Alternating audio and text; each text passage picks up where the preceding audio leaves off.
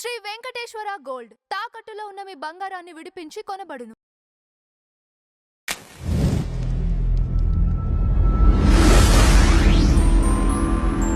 Sir Balakrishna గారి రెండవ కూతురు వారు ఒక డ్యాన్స్ చేస్తూ ఆ వీడియోని సోషల్ మీడియాలో పోస్ట్ చేశారు.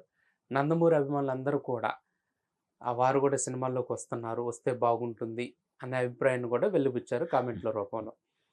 మీ అభిప్రాయం ఏంటి సార్ దీనిపైన? అంటే సినిమాల్లోకి వస్తే రావచ్చు, ఏదైనా క్యారెక్టర్ చేయొచ్చు సరదాగా. అంటే సినిమా రంగంతో వాళ్ళకి ఎలాగూ ఒక అనుబంధం ఉంది కాబట్టి ఆవిడ ప్రొడక్షన్ సైడ్ ఉన్నారు ఇప్పుడు. అవును, ప్రొడక్షన్ సైడ్ ఉన్నారు కాబట్టి ఏదైనా సరదాగా ఒక క్యారెక్టర్ చేస్తే చెయ్యొచ్చు గాక. అంతే తప్ప ఆవిడ సీరియస్గా యాక్టింగ్ని కెరియర్గా అనుకుని అలా చేస్తుందని నేనైతే అనుకోవడం లేదు. ఓకే.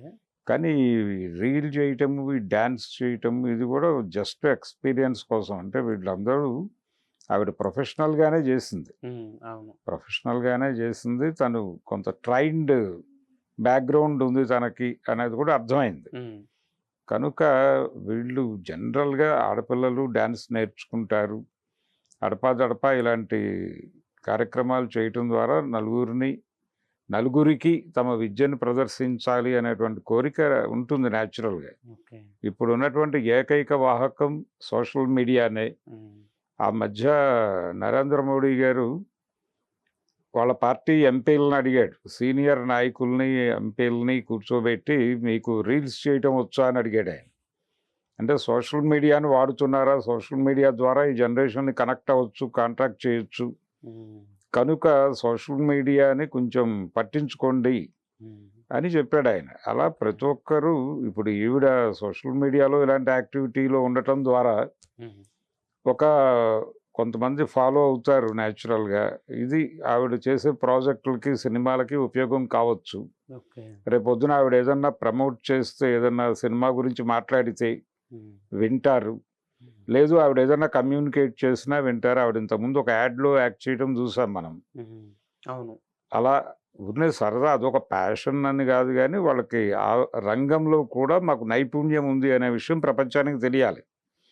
అది తెలిసిన తర్వాత ఆ ఏరియాలో నైపుణ్యం ఉన్నప్పుడు దాన్ని ఎక్కడైనా అవసరమైతే వాడతారు.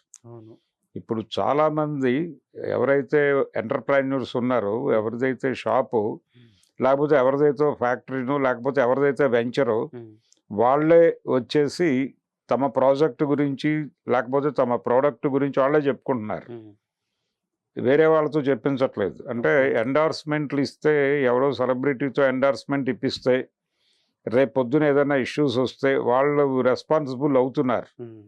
అందుకని సాధ్యమైనంత వరకు ఈ మధ్యకాలంలో ఎవరైతే వ్యాపారం చేస్తున్నారో వాళ్ళే తమ ప్రాజెక్టులని, తమ ప్రోడక్టుల్ని ఎండార్స్ చేసుకుంటున్నారు.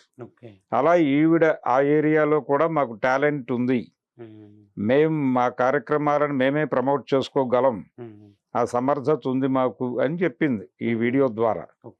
ఆ సమర్థత ఉంది మాకు, మేము డెఫినెట్గా మా గొడవ ఏదో మేమే చూసుకోగలం, మేము ఎవరి మీద ఆధారపడి లేమని ఒక కాన్ఫిడెన్స్ అయితే క్రియేట్ చేయగలిగింది ఆవిడ. అది అవసరం, ఆ ఏరియాలో ఉన్న వాళ్ళకి ఖచ్చితంగా అవసరం. గతంలో అడపాదడప అంటే కొంతమంది వాళ్ళకి అభిరుచి ఉండి పాటలు పాడగలిగి ఉన్నటువంటి నిర్మాతలు, మ్యూజిక్ టేస్ట్ ఉండేటువంటి నిర్మాతలు, డైరెక్షన్ కెపాసిటీస్ ఉండి ప్రొడ్యూసర్లుగా ఉన్నటువంటి దుప్పాటి మధుసూదన్ రావు గారు లాంటి ప్రొడ్యూసర్లు, ఇలా రకరకాలుగా ఉండేవారు. వాళ్ళ నైపుణ్యం ఎప్పుడైనా అవసరమైతే అలా కనిపించేది. అలా ఈవిడ తనలో ఉన్నటువంటి ఒక టాలెంట్ని ప్రపంచం ముందుకు తీసుకొచ్చారు. ఇప్పుడు తీసుకొచ్చారు, ఇది కొనసాగుతుంది. దీనికి మంచి అప్రిసియేషనే వచ్చింది కాబట్టి డెఫినెట్గా ఈ కార్యక్రమాన్ని ఆవిడ భవిష్యత్తులో కొనసాగించే ఛాన్స్ అయితే ఉంది.